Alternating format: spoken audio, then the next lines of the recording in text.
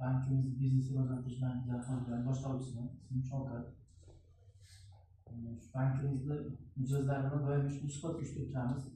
Har qanday vaziyatda favqulodda mijozlar bilan biz bu bankimizni xizmatlaridan foydalanayotgan, bankimizni xizmatlaridan foydalanayotganda qandaydir noqulayliklarga duch kelayotgan yo boshqa bo'layotgan bo'lsa, taklif mulohazasini so'rash uchun yoki qandaydir fikr, yangicha bir g'oyasi bo'lsa, bizga qandaydir qo'l keladigan nima edi, uslubni qo'llanma bo'lsa, beriladigan takliflarni yanada yaxshi xizmat ko'rsatish uchun qo'llaymiz.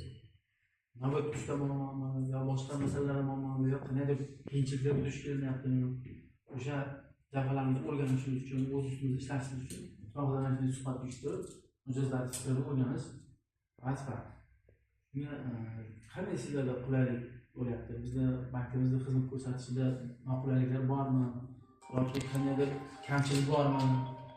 Yanada sifatli xizmat ko'rsatish uchun bizlarga sharoit yaxshilash uchun